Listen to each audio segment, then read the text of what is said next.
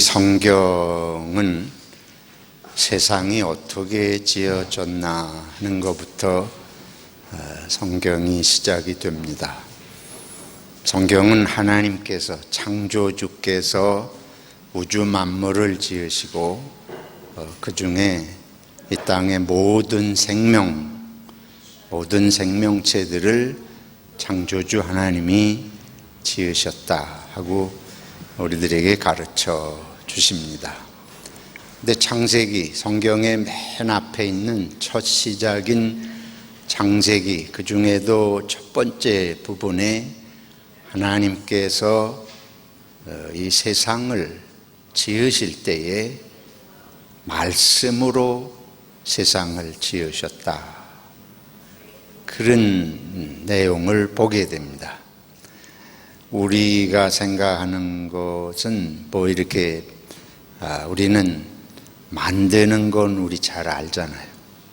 물건을 가지고, 나무를 가지고 의자를 만든다든지, 쇠붙이를 가지고 숟가락, 젓가락 이런 거를 만든다든지, 그래서 어떤 재료를 가지고 다른 물건을 만드는 거 우리가 잘 알고, 인간은 지구상에서 유일하게 그런 공작을 할 수 있는 특별한 존재입니다. 그런데 하나님께서는 천지 만물을 지으실 때에 하나님이 있으라, 그런 그 말씀으로 세상을 지었다 하는 게 성경이 우리들에게 말씀해 주시는 것이에요.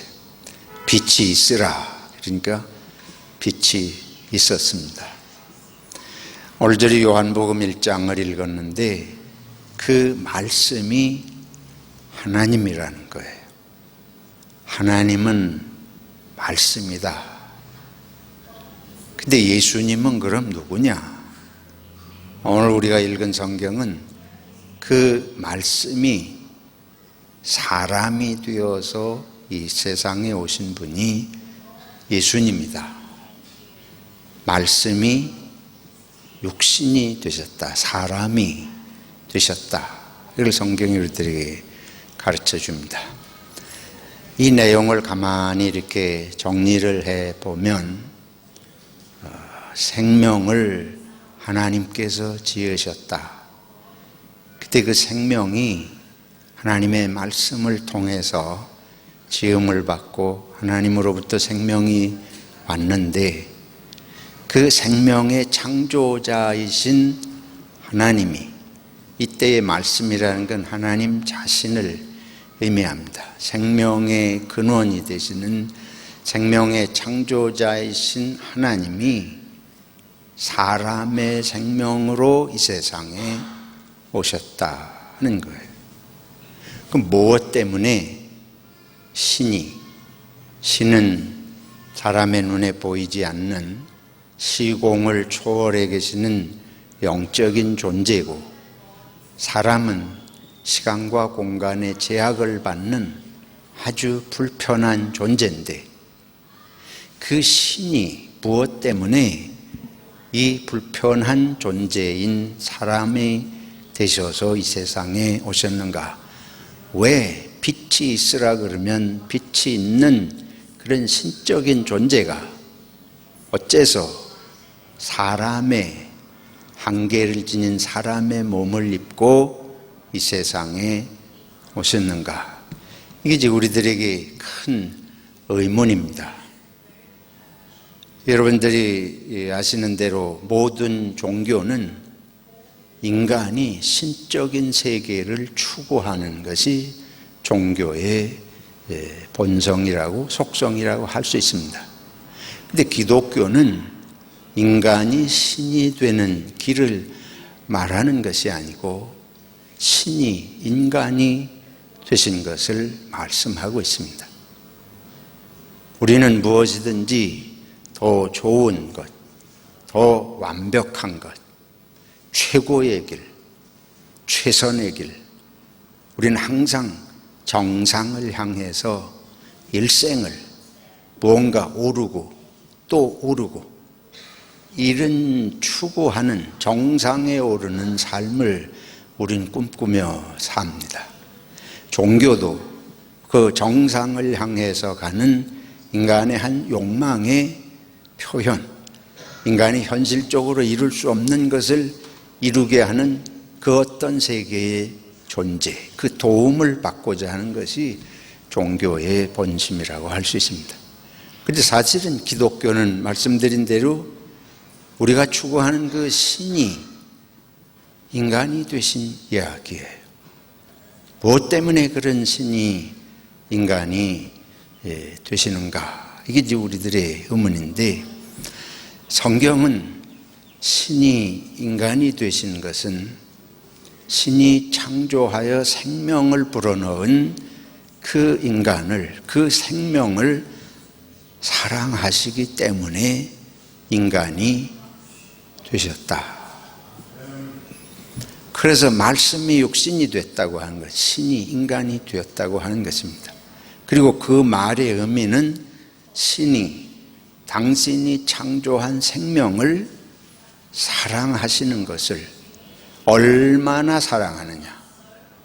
인간이 신에게 우리가 집에서 기르는 강아지나 고양이처럼 그런 애완동물 수준으로 귀여워하는 존재가 아니라 신이 인간을 자기의 모든 편리함과 자유함을 포기하고 가장 불편한 모습으로, 제한된 모습으로 나아시기까지, 인간이 되셔서 인간과 함께 하시기까지 인간을 사랑하신다 하는 것을 보여주신 것이 바로 성탄절의 의미라고 성경이 말씀합니다.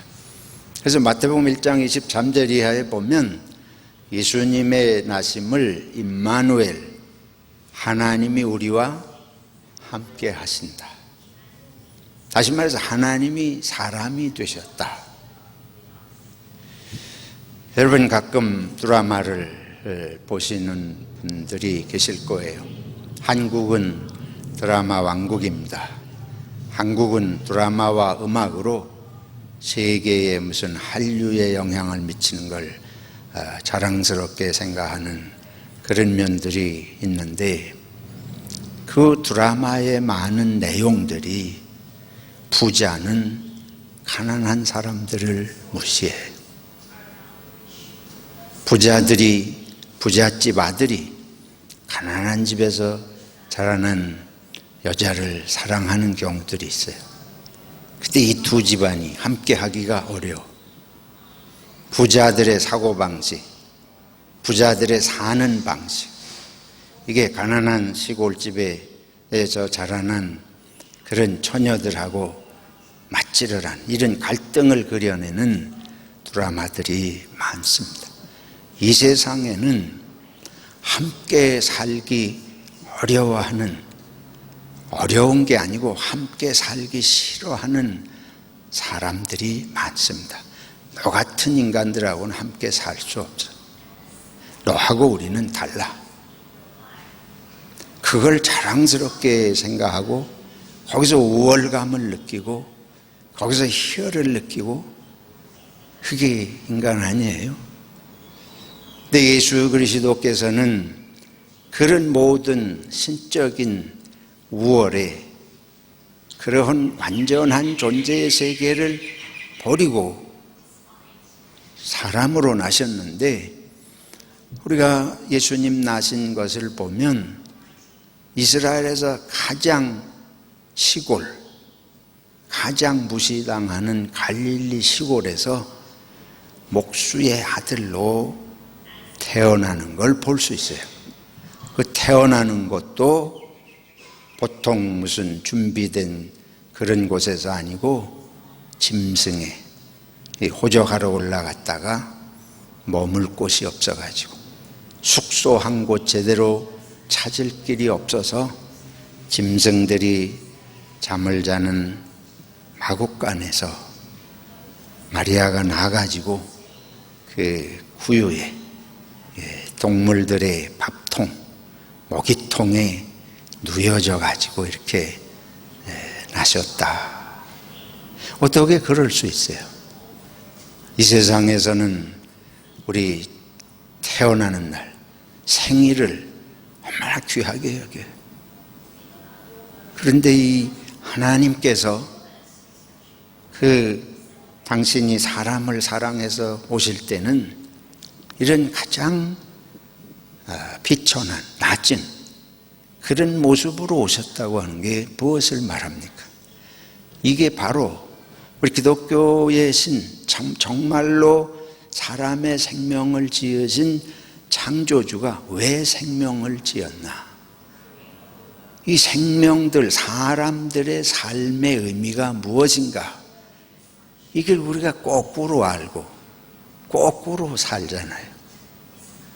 근데 하나님께서 이제 내가 그렇게 생명들이 그렇게 살라고 그런 마음을 가지고 살라고 지은 게 아닌데 어째서 그렇게들 사는가? 하나님께서 직접 이 세상에 오셔서 어떻게 사는 게 참 생명답게 사는 것인지, 어째서 창조주 하나님이 생명을 만들었는지, 그때 하나님께서 생명을 만드실 때에 성경에 보면 하나님이 하나님의 영을 불어넣었다 그랬습니다. 하나님 자신의 영을 불어넣었지. 하나님 자신의 정신, 하나님 자신의 마음, 하나님 자신의 혼을 불어넣어서 사람을 지었는데, 그러면 하나님의 마음을 닮아야 될 거 아니에요. 성경이 말하는 하나님의 마음은 무엇입니까?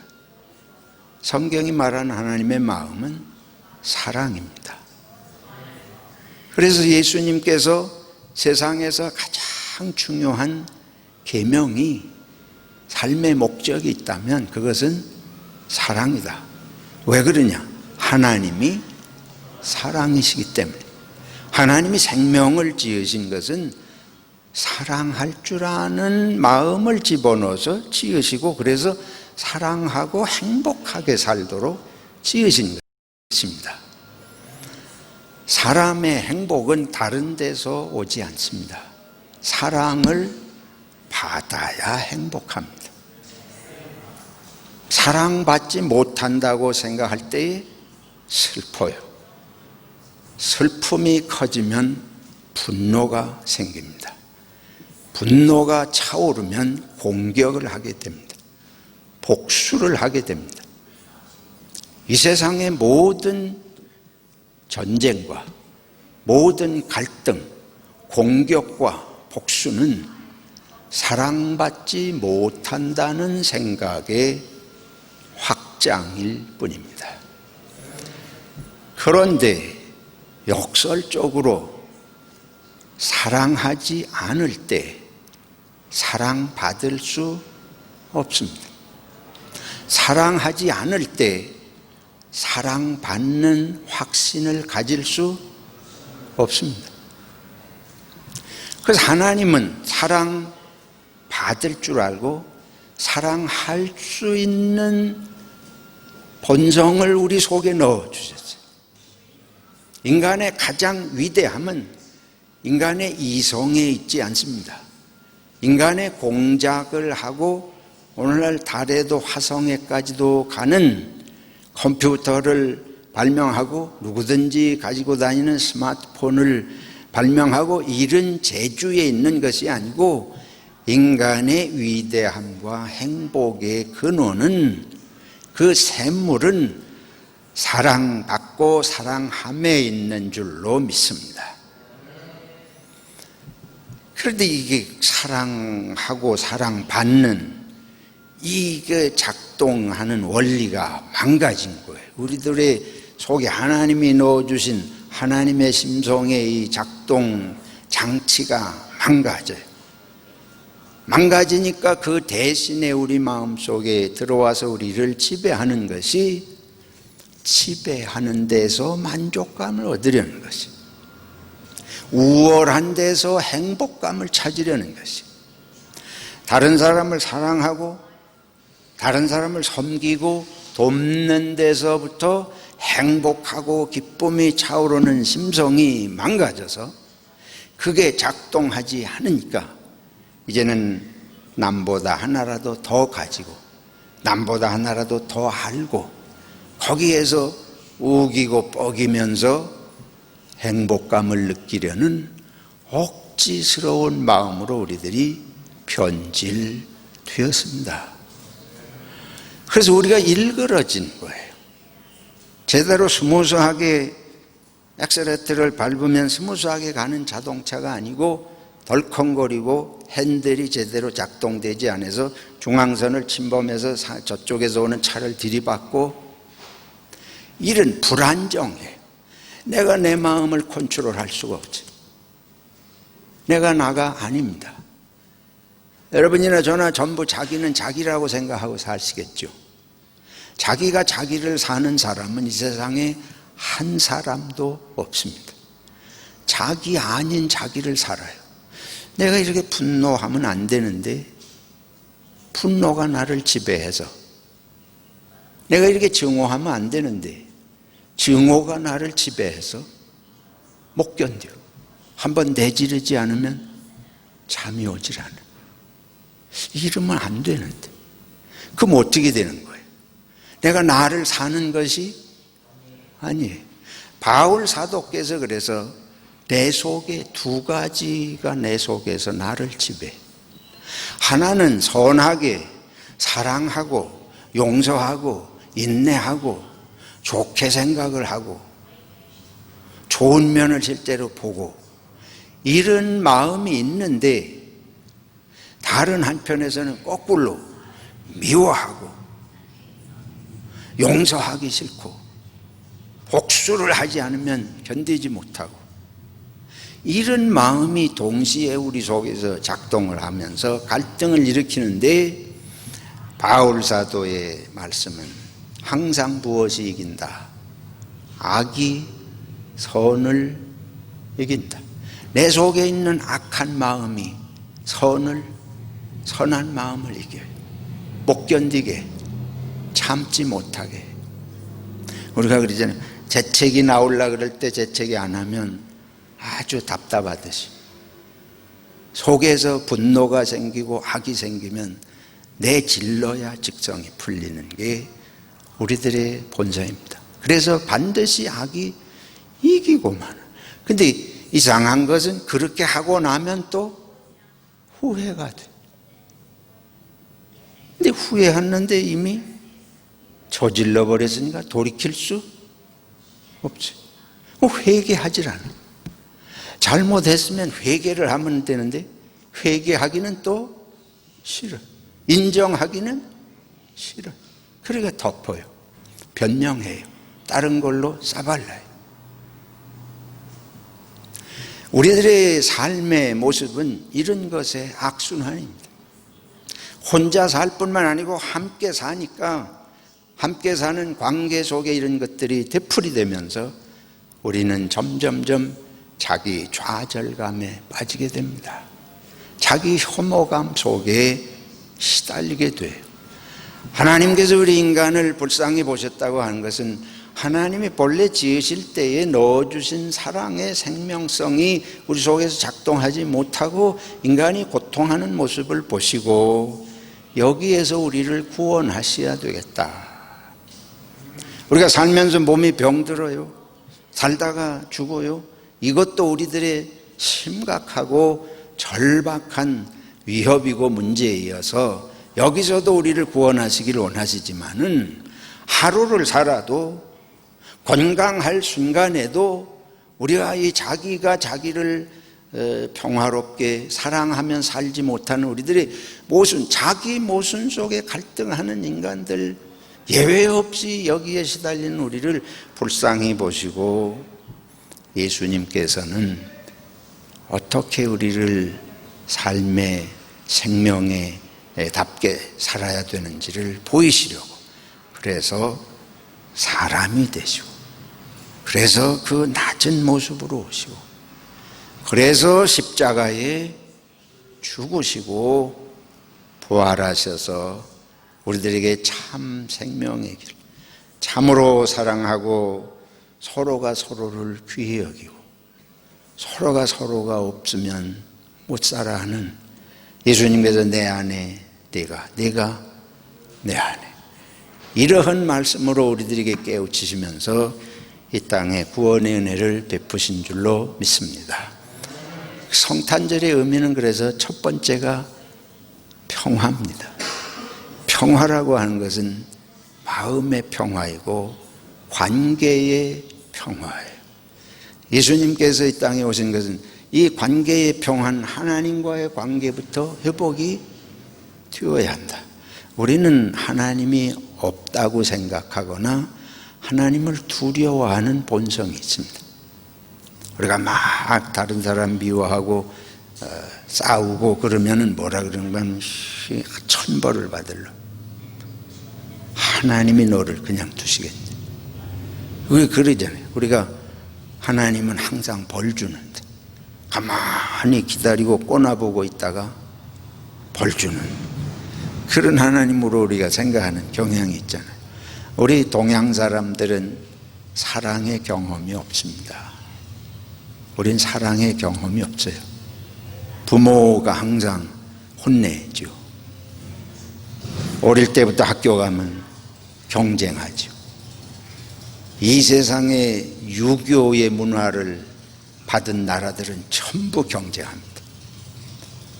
출세해가지고 부모를 빛내는 게 유교의 가르침의 1번이기 때문에 유교가 들어간 나라의 국민들은 전부 경쟁. 배우기 위해서, 학문을 하기 위해서, 출세하기 위해서 무섭게 경쟁해요. 한국이 그렇고 중국이 그렇고 베트남이 그렇습니다.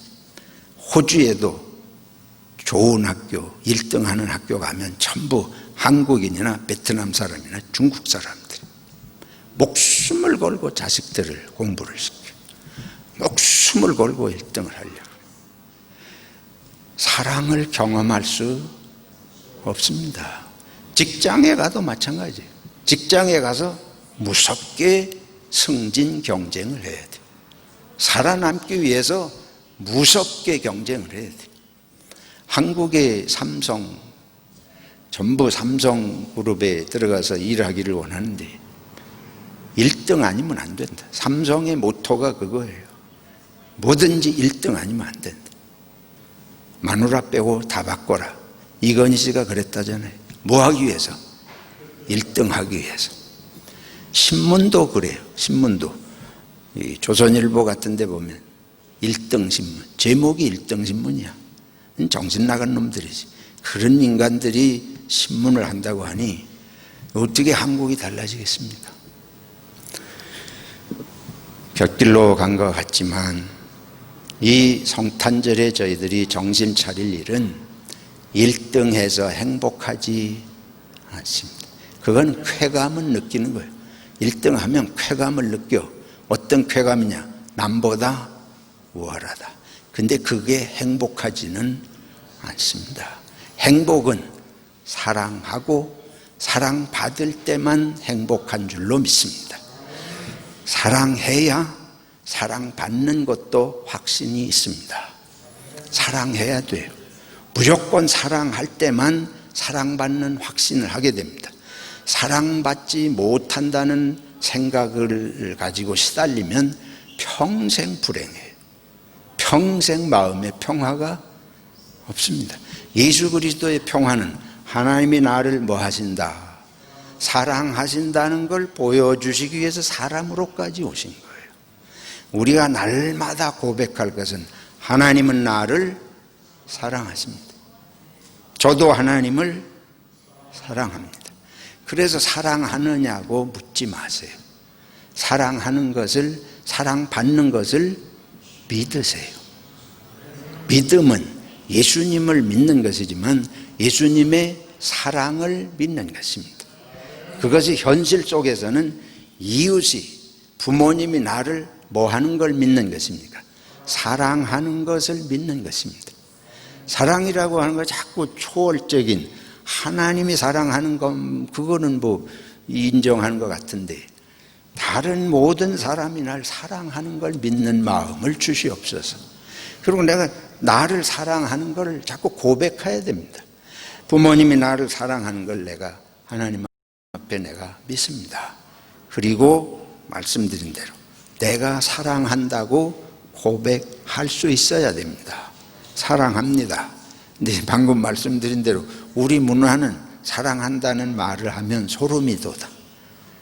그 표현이 맞는지 모르겠는데 잘 안 돼요. 죽어도 하기 싫어. 들어보셨어요, 여러분? 여러분 아내나 남편이 사랑한다는 말 하는 거 들어보셨습니까? 그건 드라마에서나 나오는 얘기예요. 현실 속에서는 잘 안 해요. 왜? 우리 몸에 그런 경험이 없어요. 우리가 경직이 돼가지고 그런 고백을 하려고 그러면 온몸이 굳어져서 안 돼. 굉장히 손해보는 것 같아. 내가 집사람 사랑한다고 고백하면 집사람이 날 우습게 볼 것 같아. 별 생각이 다 드네. 생각도 전에 몸이 말을 안 돼. 그래서 이 성탄절에 우리가 사랑한다는 고백 훈련을 해야 할 줄로 믿습니다. 예수님께서는 몸으로 보여주시기 위해서 오셨는데 얼마나 감사해요. 이 기독교는 종교 중에 종교입니다. 나는 목사이기 때문에 여러분에게 이렇게 말씀하지 않습니다. 나는 이 세상에 수만 가지의 종교가 있다고 해도 기독교 이외에 난 다른 종교를 찾지 않습니다. 왜? 참 사랑을 말하는 것이 바로 여기에 이 성경에 있기 때문에 예수 그리스도는 우리들에게 인생을 성공해라, 뭔가를 달성해라, 뭔가 이름을 남겨라 하고 말씀하신 것이 아니고 이렇게 낮은 모습으로 오셔서 생명을 주시고 섬기시고 사랑하셨는데 이게 신앙의 길이 아니면 무슨 신앙의 길이고 이게 삶의 길이요 이것이 참 평안의 길이 아니면 어디서 평안을 얻겠습니까? 사랑하는 소망교회 성도 여러분, 예수 그리스도에 대한 확신을 가지시기를 축원합니다. 그리스도인이 된 것에 대해서 확신을 가지시기를 축원합니다. 하나님의 사랑을 확신하고 이웃을 사랑하는 마음을 고백할 수 있는 이런 성탄절로 결심하고 성령 안에서 거듭날 수 있기를 축원합니다.